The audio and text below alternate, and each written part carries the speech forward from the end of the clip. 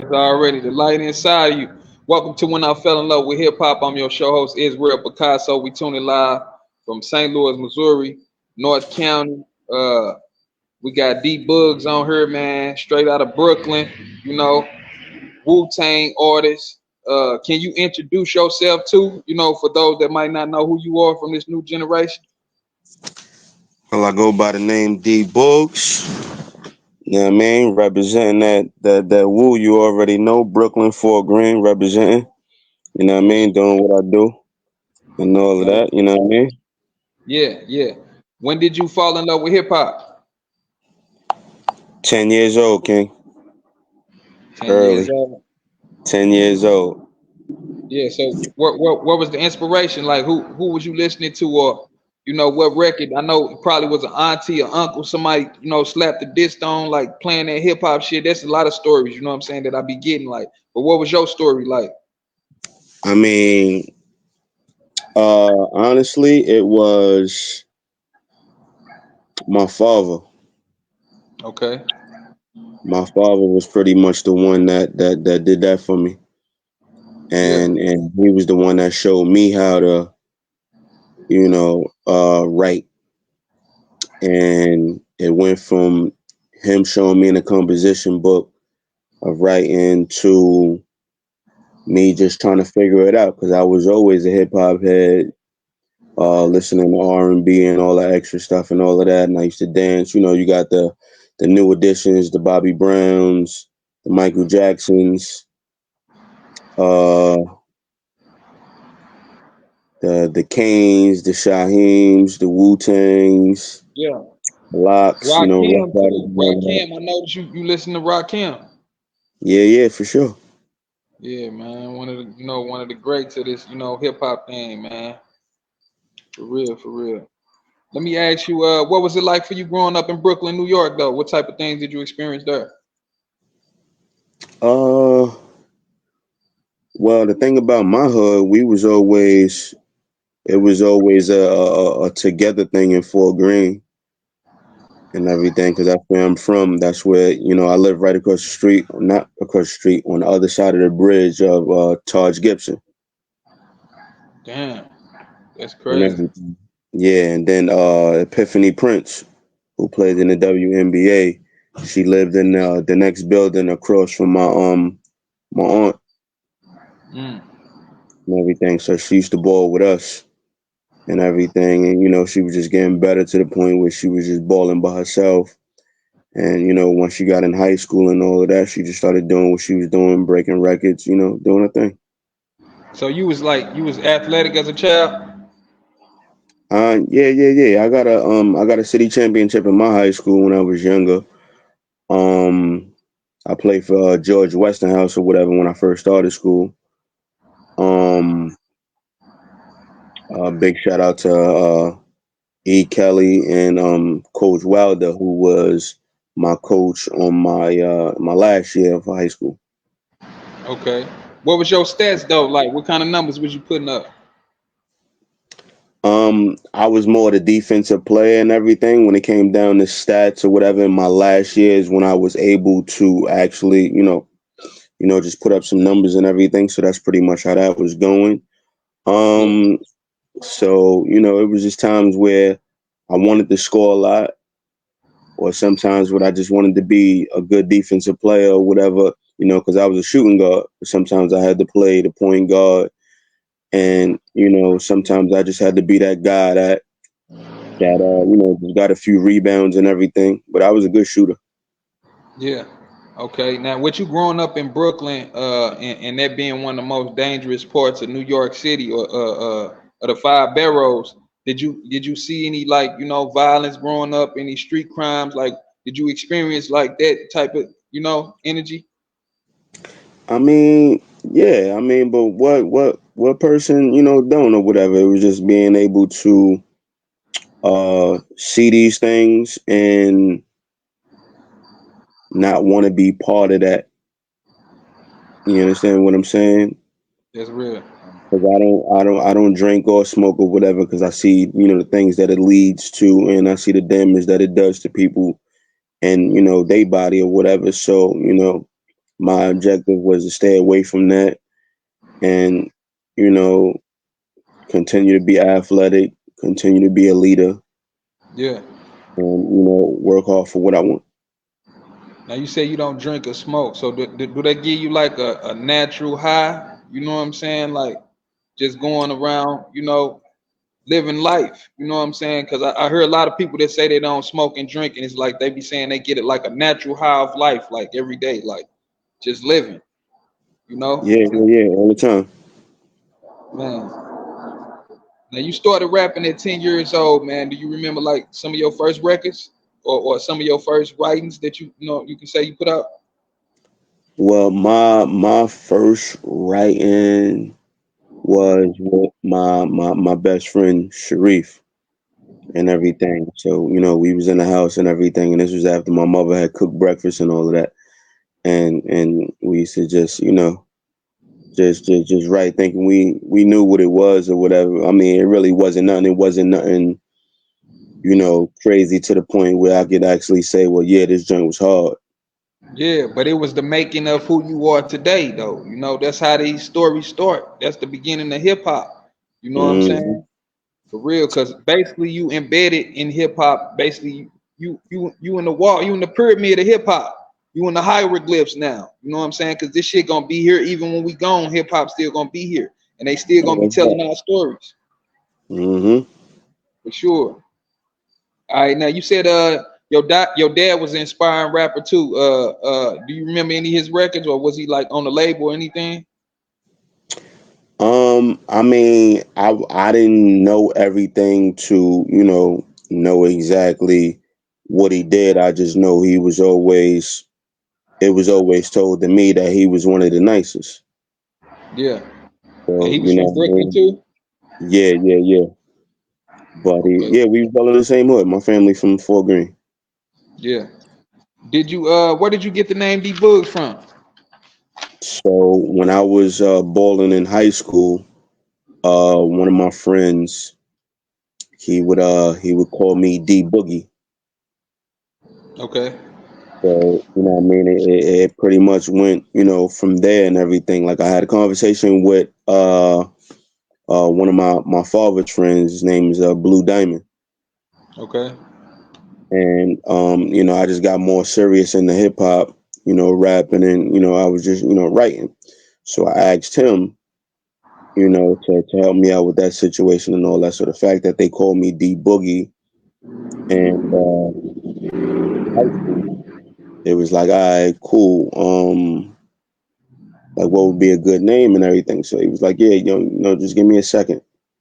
So he was like, yeah. nah, D-Boogz. So I'm like, yeah, like that sounds kind of good. And you just stuck with it Yeah, and I stuck with it from there. for sure, for sure. Now, can you speak about or recall criminal justice? You studied criminal justice at Monroe College, if I'm correct, right? Yep. So Yeah. see, Now, it's the what? kid got the ring right here. That's what it do, man. What made you want to do that? Like coming from the ghetto and shit. Like you don't hear a lot of stories of people want to do that type of thing. Like what drew you to do that? Um, it was more of just learning the game because I didn't grew up watching, you know, the Malcolm X story, the Martin Luther King stories, the Rodney King stories, all the, you know, the battles with the, you know, the people, all the protesting, and, you know, the stuff like I was, what grade I was in? I believe I was like fifth, like in the fifth grade or sixth grade when Bill Clinton and them was doing a whole lot of, you know, fighting towards a lot of stuff that was going on in this world and everything. So, and on top of, you know, the hip hop police and, you know, the things that, you know, just be going down. So like to me, it was right for me, like if I was gonna be an artist, to know exactly what can I do and what I can't do.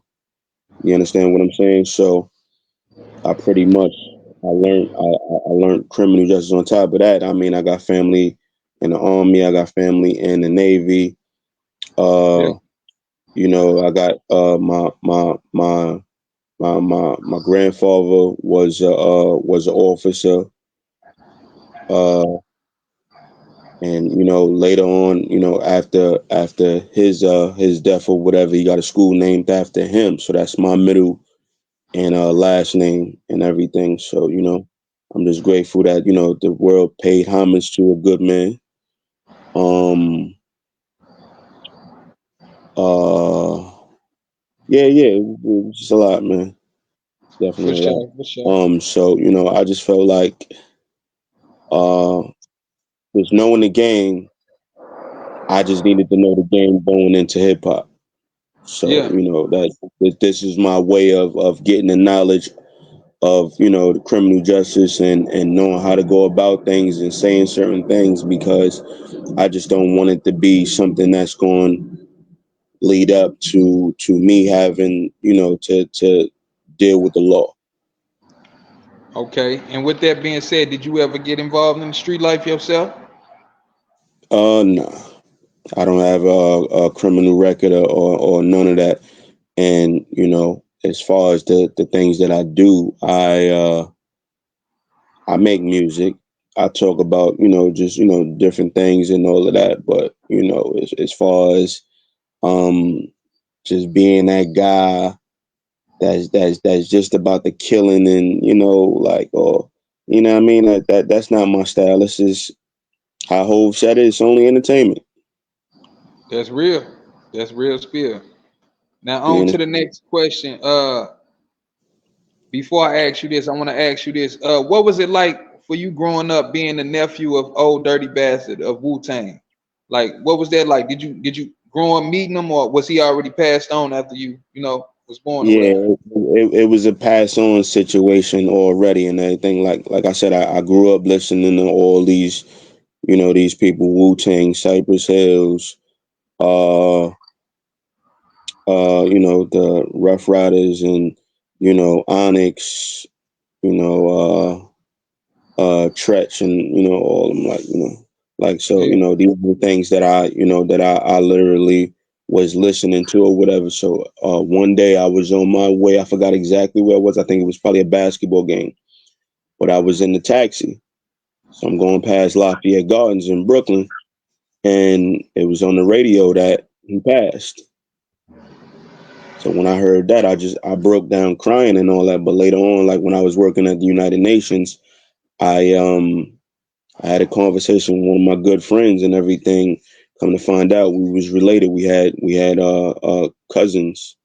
We had the same cousins and all of that. So it pretty much went from there, and um, I just got more affiliated with the whole Wu Tang situation, and knowing who I was related to, and getting more into hip hop or whatever, and just getting the knowledge of hip hop itself. Um, So I had a conversation with the vice president of Wu Tang Management, and his name is Jimmy King, okay, and he pretty much he put me on to a lot of stuff. He said, was like, yo, listen, I don't want to have to hold your hand. that's real. You know what I'm saying? So it went from me letting them know exactly like what I was about, like, because my first move, I had a conversation with one of my friends I played basketball with, and he said he was related to Ralph McDaniels. Okay, So I grew up listening to looking at Video Music Box and DJ Red Alert, and being cool friends with Shaheem. Uh, I ended up finding them at this spot in the city, Ralph and McDaniel. yes, Damn, that's a so crazy story. So yeah, let me hear that. Let me hear that. yeah, so I went to Ralph McDaniels or whatever, and I introduced myself, and you know. He pretty much was telling me uh, he did the first two videos of Wu Tang. Mm, So I didn't know that. That was surprising to me and everything. But I was just tuned into the recording, and I wanted the opportunity to be on his show and everything. So he was just letting me know who I had to talk to. So I spoke to what's her name? Just give me the mic. That was the name of the show and everything. on a video music by the name was Coco. Okay. And she gave me the opportunity to rhyme on her cipher part of the show. And they was spelling my bars, and she told me to come back, and later on I end up doing a interview. So I performed, and I got an interview on her show on TV. Yeah. So Okay. everything else was just was history from there. Like I was just moving around and continuing to do what I do, and I just got further into the game. Right. So you actually had a chance to actually become a Wu-Tang artist, though. How did that situation happen? Like I said, I had a conversation with Jimmy Kane, and Okay. he Okay. yeah, and he pretty much was the one that actually just brought me into it. They wanted to hear my music. They was feeling the songs that I had, and I sent everything. I did all the paperwork and everything, and I was part of Wu-Tang Management, Protect Your Neck Records. Man, that's dope as fuck. Now, did you Mhm. ever get a chance to meet like Method Man, RZA, any of them? Yeah, I was with Method Man on the I want to say, when was this, the 24th in Staten Island. But I know Meth, I know Ghost, I know Raekwon. Raekwon was one of the ones that put the battery in my back and everything, and he just told me to continue to do what I do and everything, and he was just feeling my songs and everything, and he was just giving me the knowledge and everything. Like I had conversations, me and Ghost too. Shout out them niggas, man. Man, some of my favorite artists right there you just spoke on, man. It's crazy. Mm. On to the next question, man. It's a real hard question. What do you think about conspiracy theories saying that basically old dirty bastard was killed by the government for his comments on like saying Tupac and Biggie was killed by the government? I mean, I can't speak on nothing that I don't know to be a fact. That's real. That's pretty much how I look at that or whatever. I mean, I just know that um things could have been done like a totally different way, and I think hip hop would have probably been a little more stronger than what it is right now if they Yeah, were still alive. for sure, for sure. Now we're gonna talk about some of your music, man. What's up with that record? Where Brooklyn at, man? Who produced that record, man? And was it like a tribute to Biggie Smalls, or was that just something you was just doing?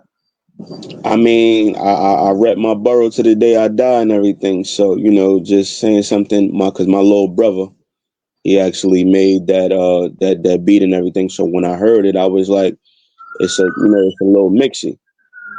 Yeah, So the fact that it's a little mixy or whatever, I can hit these different type of people or whatever with what I'm saying. And yeah, I just end up writing to him, and I spoke to my boy. yeah. My bad. Yeah, man, my bad. They having a high speed chase and shit right now in the middle of this live interview. They having a high speed chase, man. That's crazy. Yeah, But yeah, I spoke to my dude Charles or whatever, and oh yeah, big ups to PQE net worth and everything, because with a lot of stuff or whatever that I did, they pretty much did the recordings and everything, the engineering and all of that. So for sure, for sure. Now, what are some of the things you do to like prepare, before you record, so you can make sure your session right? I pretty much get into it once I got the concept and everything. It's pretty much just a breakdown. I'm good at storytelling and everything, so Yeah. however the hook is pretty much how I mean I'm gonna get it done. I like to stick to the script. For sure. Now you got a record that you was on called Hip Hop Is Back. And is that pertaining to like everybody saying that hip hop is dead? Because I feel like they just said recently YG only sold 8K. You know what I'm saying? Like Sexy Red, they said she flopped with her album. They saying everybody ain't selling records no more. So what you think you bringing this shit back or what? Talk to me. I mean, with a whole lot of stuff, it's crazy that you said that, because I let a few guys I met up with a few of my homeboys and everything, and his people that was with him, they were listening to my music and everything. He was like, "Yo, son, I gotta hear something." I'm like, "All right, cool." I let him hear everything I've made up till this day and everything. He was like, "Yeah, I gotta Yeah, follow you, and I need all these tracks and everything because everything was fire from the beginning to the end."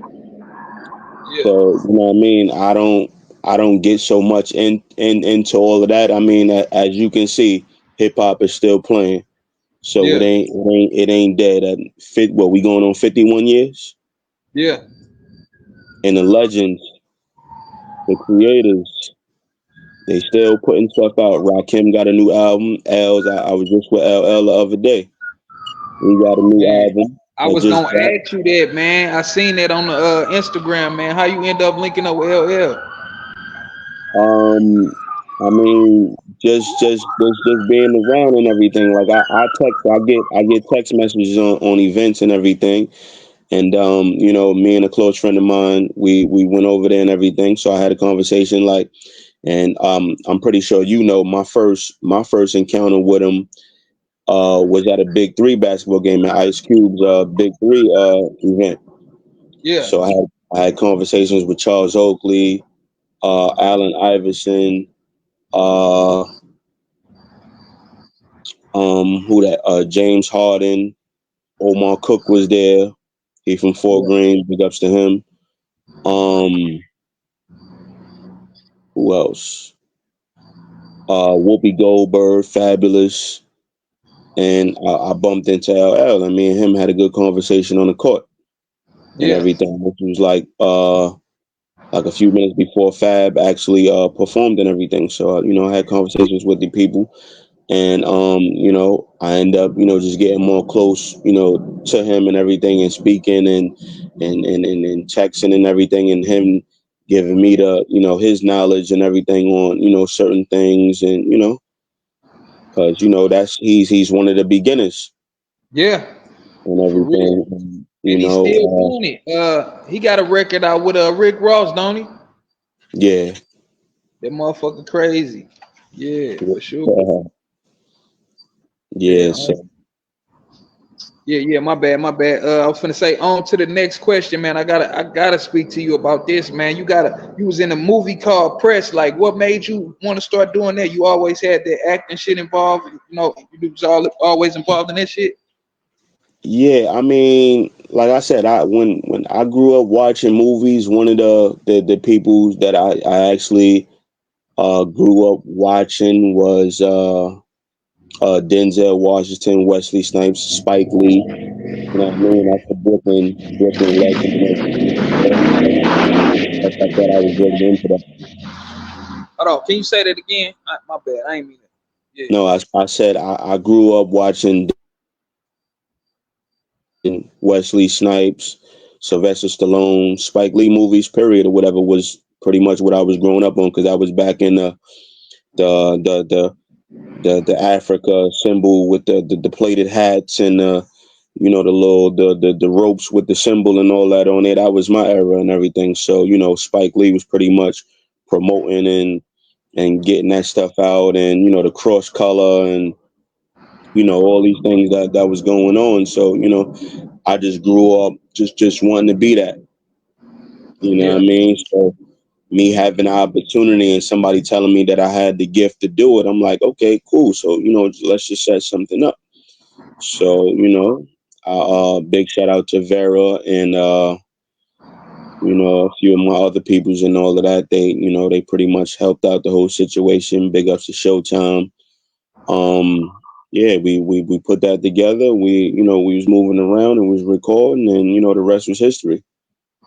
for sure, for sure. Now, is the movie out? That same movie? Where can we find that motherfucker? I want to watch that motherfucker. It's actually on YouTube and everything. If you look me up actor D-Boogz, it'll pretty much give you the rundown and everything. So I'm a certified actor as well as an hip hop artist. That's what's up. Um, you can get the pretty much the link. The link is actually on YouTube. Like I said, Bet, the name of it is Pressed. but it's Ppressed. Okay, okay. Did you got any inspiring, actors that that you like? Damn, I like how they do this and shit. I can incorporate that with my style and flip it a little bit. Like I said, with the it's a lot of actors or whatever that I pretty much looked at. Like I said, I grew up on Denzel Washington, Wesley Snipes, Sylvester Stallone, Tom Cruise, uh, um, Al Pacino. Yeah, Scarface movies, Robert De Niro's, and Tom Hanks. Them type of people. most I definitely. like uh, uh, what's his name? Above the Rim. Okay, damn right, damn right. Yeah, like I love basketball movies. Um, Dwayne Wayne on Okay, Different World. yeah, Damon Wayans, like all them type of people. Like I grew up watching uh in Living Color. So Keenan yeah, Ivory Wayne, he was one of the big time leaders and everything that I looked at. Uh, yeah, pretty much. Yeah, that's pretty much it. And then you got Ed Lover and them. Like these is all the people that show me Shout out to different Ed things. Lover. Shout out that. Yeah, yeah, yeah, for sure. You Shout know what I out him. mean? He was supposed to be in St. Louis not too long ago. Okay.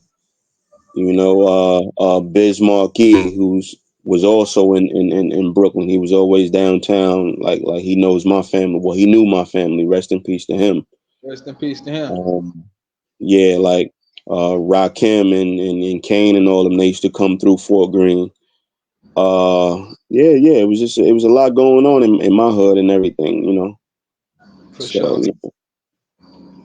Now, you also you real embedded in your community.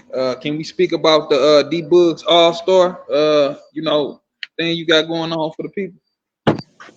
well, I looked at it like this. Like I said, my hood, we pretty much was on some uh showing love to each other and doing things with each other. There's a lot of basketball tournaments, uh, the Yogi Bears and the Boys and Girls Clubs, and just the after school programs and everything that was going on in my hood and everything. And the coaches that I pretty much looked up to. Big shout outs to Rip, E. Kelly, Celine, Coach Ron, my coach, Julia.